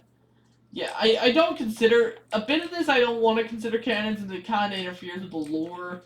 And yeah, this was an entire thing that was like, okay, this was weird. Yeah, the animatronics were kind of shaken up by this and wondering why the hell Glitchtrap would do this. And they kind of just noped out of there after that and kind of just went, okay, so back to normal life, back to normal life. And yeah, that was this entire scene of just, okay, yeah, no, we're never doing this again, okay. And yeah, and now we move in to part 2, the Nightmare Hour. And now we see Glitchtrap is in the lowest of lows. He's basically the easiest to be manipulated, but in his way, he's the evilest he'll probably ever be throughout the series, except for the time he was controlled. So we see Glitchtrap trying to figure out what to do as Fredbear makes his way on the scene. And now working with Glitchtrap, he gives him the suit and the gauntlet, the strongest artifact in the series. I will talk, and we see the debut of the children of the Glamrock, Glamrock Chica, Glamrock Freddy, and Ennard and Freddy's son. Freddy's son it's just a random, and this is a one-off scene that just never comes back. Don't worry about this obese being there, and yeah, Ennard the stupid boyfriend, as they're kind of roped into the madness that is beginning with, you know, massacre, death, destruction. As we see, and this is one of my favorite character arcs, the rise of 3, and you'll see that throughout the roleplay as we see him slowly grow as a character. So yeah, the animatronics are beginning to fight as QXR makes his debut in this kind of SSR. as the animatronics being fighting, killing each other, and kind of just causing a lot of problems for characters. So yeah, many characters are killed and destroyed, and yeah. Yeah, some animatronics are removed, the masks are removed, characters die, as characters kind of form factions, try and survive. As this is just an entire scene of just death and destruction around every corner, as Glitchtrap ascends to a new form, as now he officially teams up with the Chief. And if I were to write this now, I probably would have had this be a lot darker and probably have it a lot more interesting. But I'm happy with how it came out. It is probably the reason why it was so good. Fox should play dead as, yep, this is the scene. As now we enter into part 3, the first almost 1 hour long video I did, The Rise of Glitchtrap. And this is the official end to Act 1. Just we'll probably do, and yeah, so we open up as the animatronics are all trying to figure out what to do. With now every character underway with the development now reaching its climax. Many characters trying to figure out what's happened and what Glitchtrap has done. We get war on the pit, and we kind of and we see the apex of the rise of Glitchtrap. With the final fight for the pizzeria beginning, with Glitchtrap slowly realizing what he's doing is wrong, and he's just pushing everyone away. He soon, and with Trap slowly getting more and more abused and kind of pushed also, Mini Trap feeling alone. Over time, we see the fall and rise. And I will say something real quick. Pit Trap's entire desire is power. That's all he's cared about and all will ever care about for a good chunk of the series. All he ever cared about was power. And so we see, as we see Glitchtrap's slow and careful rise and descent, his somberness, his anger, his resonance, as we slowly see him, as we see Minion Trap actually notice the fact that, oh yeah, no, there are animatronics that are left, and he doesn't tell them because he's already angry by them. We see the Chief and his will as he takes over all the animatronics, which this was one of my favorite scenes. Just him betraying Glitchtrap and throwing him away. Like dirt. Like trash. Because that's all he sees them as. That's what Demon Fred thinks they are. As he usurps them, beats them, kills them, and destroys them. We see the way that as everyone fights against Glitchtrap and his creations. And the scene and choreography should have been better and probably could have been a lot better. We see Glitchtrap get corrupted for a minute, and yeah, Glitchtrap's soon able to fight against the corruption. This corruption is Demon Spring Bonnie. As stated in Halloween, Glitchtrap had an incident where his creator actually was with his creator, who I don't know what the hell I was talking about with that crap. But yeah, basically, yeah, a part of Demon Spring Bonnie lived within Glitchtrap. And this was its showing forth. That is what Shadow Glitchtrap is. The true evil half of Glitchtrap. The evil within Glitchtrap's heart. And this entire arc showing how Glitchtrap is truly a character who can be redeemed. That's what Glitchtrap is. And assembling all the nightmares and trying to bring every character together was a beautiful scene. Also, past stories would have explained how Nightmare got there and why the nightmares were in the box. But yeah.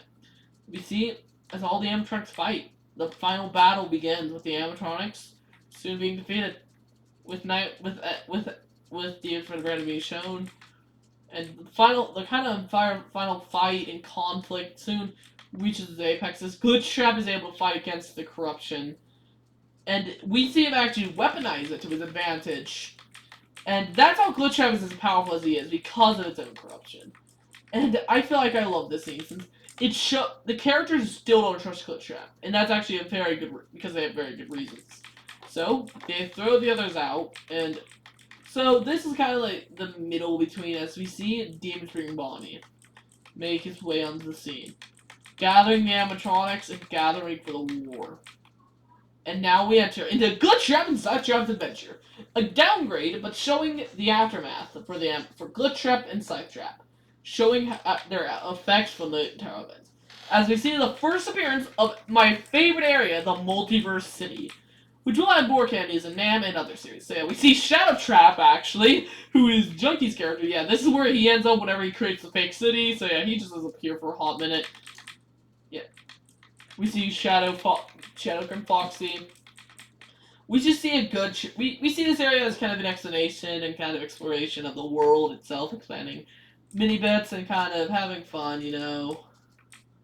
Yes, we have a bit more fun as the animatronic talent to just see a murder. We just see deranged people.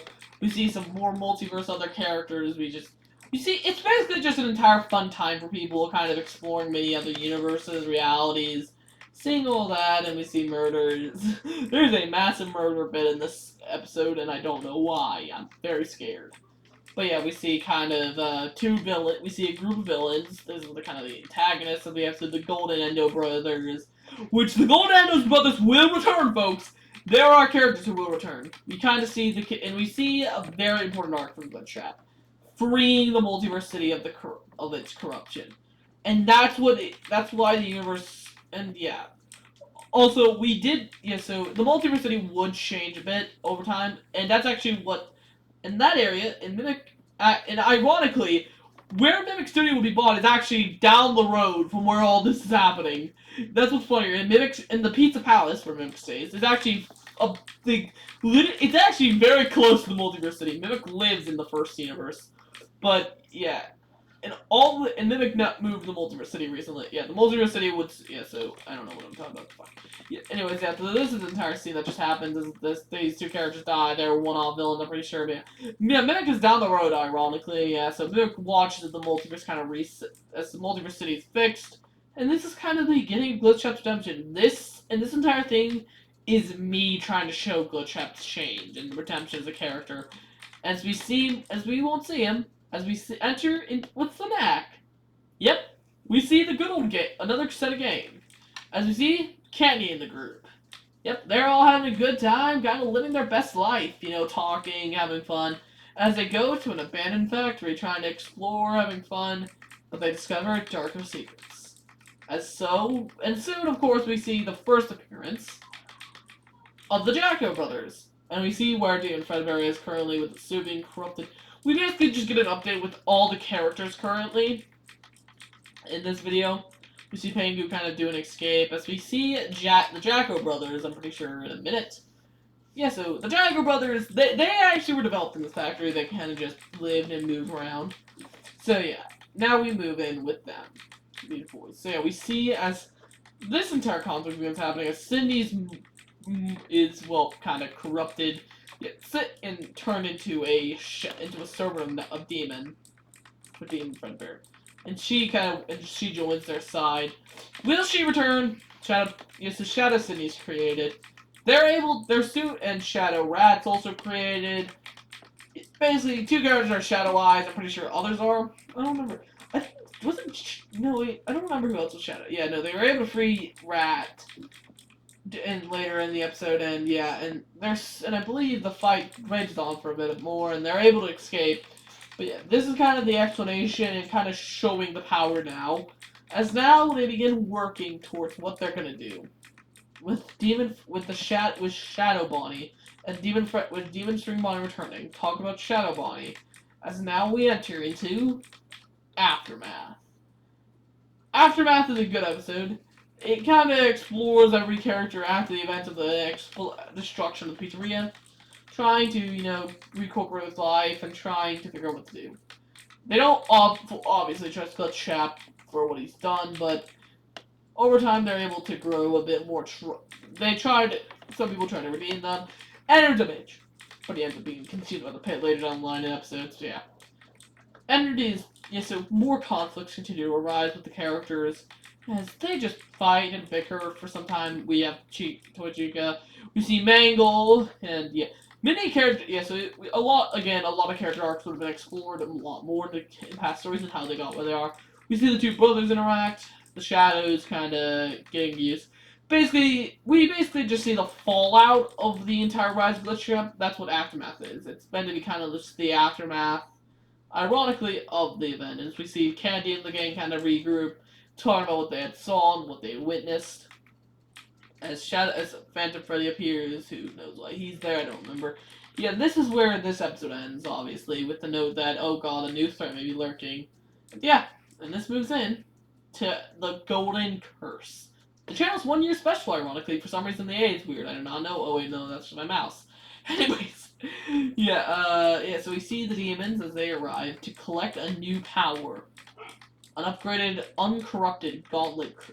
And this gauntlet is to grant him even more power than what he already has. It's giving him a new power boost. Demons bring Bonnie's basically using his brother. As he flashes back across the history of the channel. That's what this is meant to be, I'm pretty sure. This video is meant to be basically kind of a callback between all the timelines, showing how it's all connected. Seeing Demon Fredbear kind of connected to all of it, as he slowly Demon Fredbear as he tries to gain kind of a power and trying to figure out what to do as he attacks Demon. And this is kind of showing where he possesses him and what. And that's actually a good explanation. He's literally traveling through time. So yeah, this is a good explanation of why the hell Fredbear all of a sudden turned against them and attacked them, because he was being controlled by Fredbear. Now we flash back to the floor, it's now Shadow Bonnie's with them. As now we kind of see a lot more of their army now fully fledged together. As now we see the entire group as a whole. We return back to this area as we see that it was a dream. This is all from his perspective. As now we see Shadow, the Shadow, of course, as he talks into the commander. And yep, and this is where I believe they're kind of team up.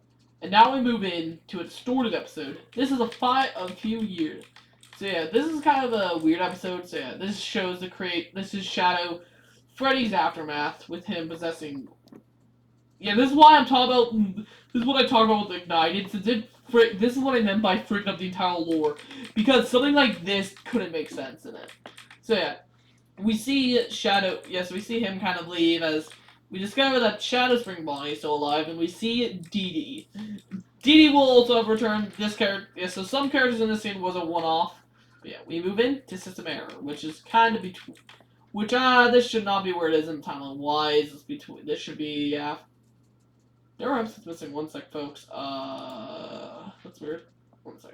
Alright, never mind. Apparently that's how I fused this episode together. I'm not gonna ask. I swear, episodes are missing. What? Yeah, no, episodes are missing. One sec, folks. Alright.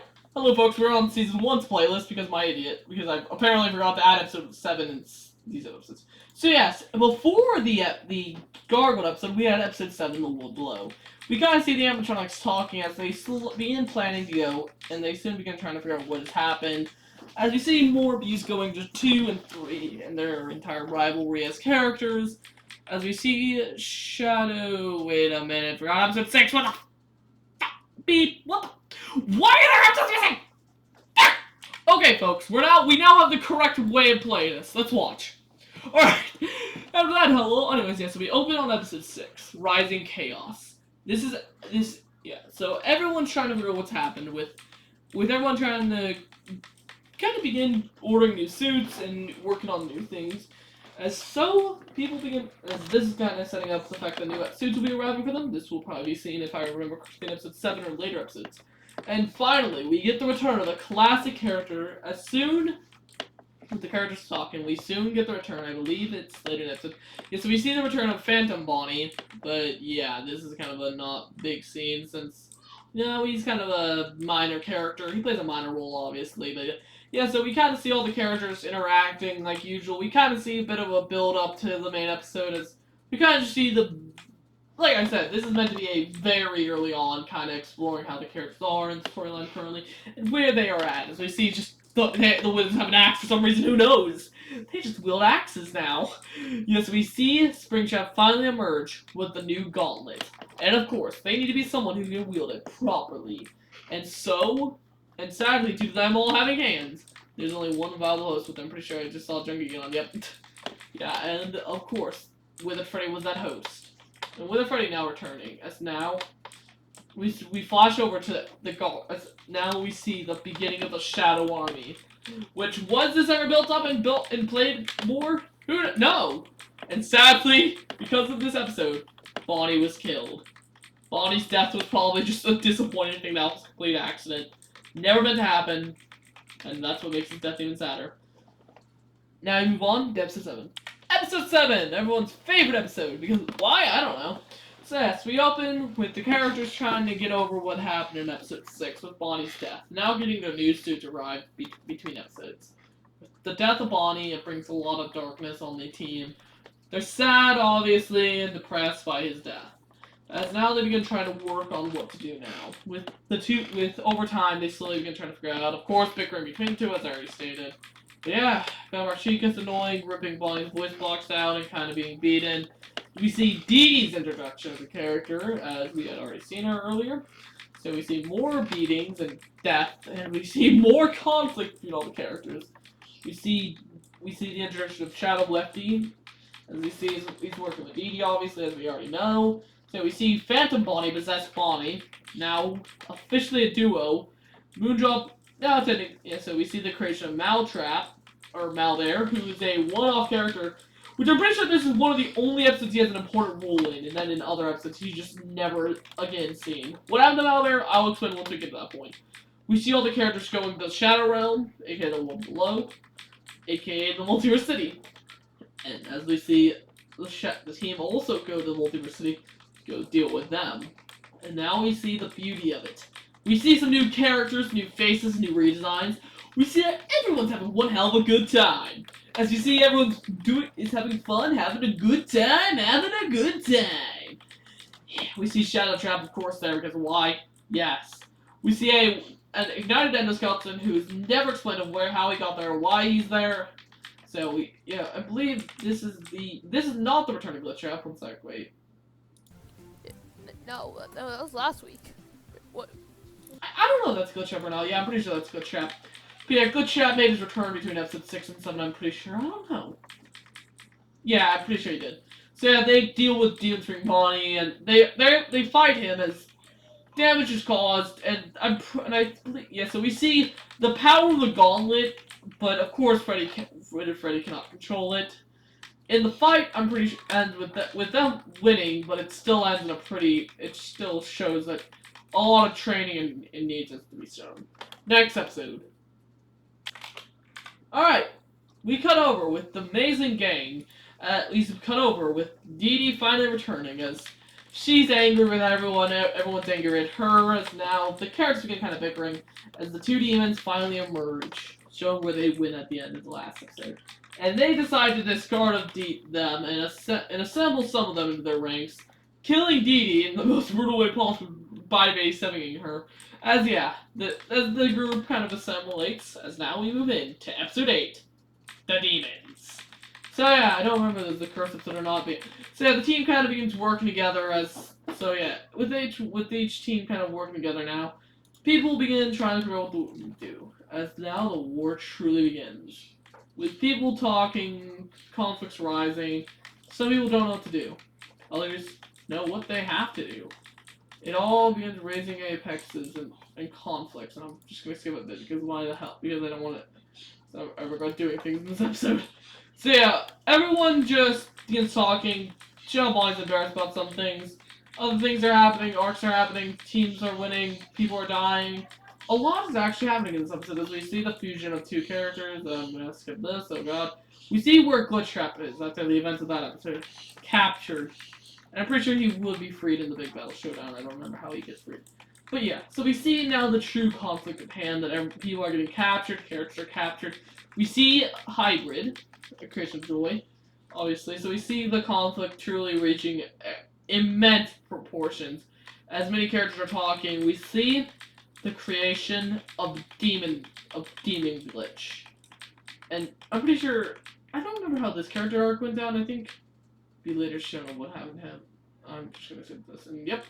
And then we move into a classic one-off, the zombie attack movie. Now, this video in this entire episode is a bit of a kind of just nice little thing just for the fans to enjoy, you know?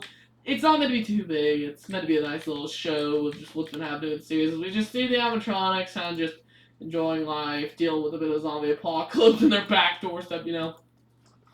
Yeah, this was, again, a very much one-off episode. This is the definition of one-off. So yeah, the animatronics kind of enjoying life, obviously. I'm just going to skip through it since it doesn't offer too much lore, obviously. Basically, it's just the animatronics being attacked by a virus. This gives Wizard Freddy a lot more training with the gauntlet and helps him control it. We see Jacko Chica activate immense heat, which I actually probably should have had her turn blue a bit, showing the fact that she's go. Yes, since if you do not know, when fire gets really hot, it turns blue. But yeah, basically she was able to purge them of all the virus with how hot she got and basically boiled it out of them. And yeah, that was gonna be that entire episode. So we see the fact that she got so scorching hot that she just froze. And yeah, that was her end. And I think she wouldn't appear until later in the episode. So yeah, and that's her entire episode. Let's move in to episode 9. They're turning the secondary video.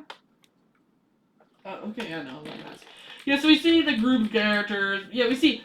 Actually, yeah, this. Yeah, so we see we see Spring Bonnie and Spring Fredbear. Now, this is another kind of filler episode. It's not meant to offer much to lore. It's kind of expanding on the characters. But in the end is kind of where it's more important, being the fact that we kind of see the rest of the world. We expand a lot more on the existence of all the characters. We see a lot more characters. This episode mainly expands what we already know. That is the point of this episode, to expand what we already know. And of course, we get introductions to Unwithered Freddy. So we get introduced to new characters, introduced to other characters. Now, I actually want to do something. I want to explain Sparky as a character. Sparky, I don't think I've ever actually explained who Sparky is. So yeah, Sparky is a celebrity of sorts. And Sparky actually is a very mean person. So yes, originally he was a nice person. He was a casual person. Until one day he noticed a fire with someone inside the building. He went and saved the person. And he gained fame from that. And over time he gained more and more fame, more and more power, and over time he basically became a dick. Yeah, 1 second, make sure we're gonna get right. So, and because of this, Sparky basically became more and more of a main person and and people started hating him more. And these characters, but because of how much problems were not happening, he just started causing problems. And the Wither toys here are actually results of him doing that. It's basically their consequence of his actions. So yeah, they come in, beat him up after what he had done, and basically say, hey, I'm gonna beat you and you're gonna give me what I want. We see the Fire Emperor, a one-off character who never returns again. Would have explained in past stories. I will say that he definitely would have been in past stories. He was the cause of the fire, actually, and now we see Demon Fredbear. He comes in, of course, beats all the animatronics, and claims the second pizzeria. With Fredbear, I don't remember which character escaping, but yeah, the characters escape. With this being the first sign of loss, the characters begin planning out what to do next. As now we enter into episode 10, The Demons, part 2, the end of act 2. All the stakes are at the highest they will ever be. The demons attack as we see how weak Withered Freddy truly is, not truly understanding the power of the gauntlet itself. And sadly, he's defeated, and attacked, and soon beaten to the curb. And so, with Withered Freddy failing a lot during this episode, they go to the multiverse city, where it's in ruins, as they see the true power that had been gained. As now the final fight begins. This is a really cool scene. Yeah, so this is my SSR save, ironically, so yeah, that's why there's so many shadow robots. So yeah, the fight begins as the animatronics fight, as many characters try to fight and try to win.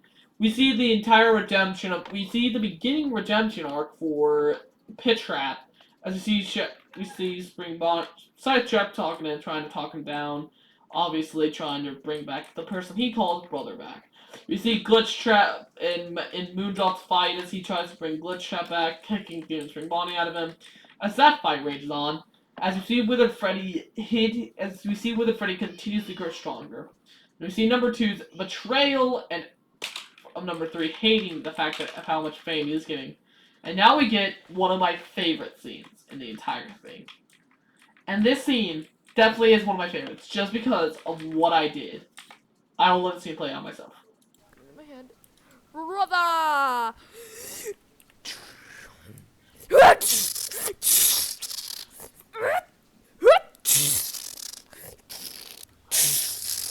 Huh? Oh my god! Holy crap.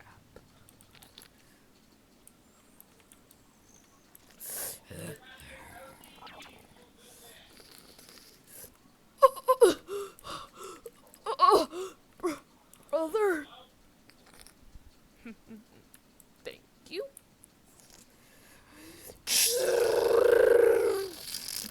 Anyway, so yeah, that scene was basically showing the betrayal of brothers. Demon Spring Bonnie betraying Withered Freddy, which may I add is still one of my favorite scenes in the series I think I've ever done. So yeah, the Demon's betrayal scene was one of my favorites, and I really was proud of how it came out. As now we soon see the return and now official ally of Pit Bonnie. But of course, people don't trust him, and yeah. You see Withered Freddy trying to use the power of the gauntlet to its fullest. Still not knowing how to use it, he is able to attain a new variant of the power that corrupts his body further, as now we see the team leave. As now we reach the true end of Season 1. As now we get in-between stuff. Now this is just fun little in-between. So yes, this is a little like thing called just time drop. This is an entire just filler arc. This is not even connected with lore, it is just fun little crap. This is just Moondrop going throughout time, showing how all things are connected, you know. Just a little fun tidbits of lore and fun little crap I wanted to do for people, you know, to give them fun, showing how Moondrop is actually the original Freddy, yeah. All this is just little fun bits that I wanted to do because why the hell not? This is all fun. None of this was connected and none of this was meant to be related. As, yeah. And then, again, this was just going to be a joke episode, riffing. And ironically, this house is the thing that returns. From after Origins War 2, if you remember, that I love the fact that this is a return. I genuinely loved that. I did not mean to do that, and I also love the fact that, oh yeah, dude, this Freddy actually came to his house. And yeah. Yeah, this was meant to be just another joke episode, not to be too serious, and meant to be, yeah, and that's it. Yeah. And yeah, then this moves into the Demon War, the big arc, as we see Withered Freddy's kind of being a bit corrupted by the Gauntlet, as we see Glitch Trap going down to defeat Pit Trap, trying to understand why he would turn on him. As this is kind of just an episode of beginning the conflict, seeing characters affected by the conflict now at full hand. The Demon War, as people call it. As now we see animatronics from all sides bring together. We see a resistance forming against the now tightening will of demons. And this is what Act 3 would have been. But sadly, Act 3 was cut due to content and the fact that I don't know what the hell I was planning for Season 3. I just cut it. Act 3 was going to be a lot more than this. I don't know what happened. But yeah, we get an entire scene of them getting characters, kind of breaking out, doing an entire scene. We see some demon variants. And these are just called demons. And yeah, this was a nice little scene, just showing how they had to save people. Get them out of there. Yeah.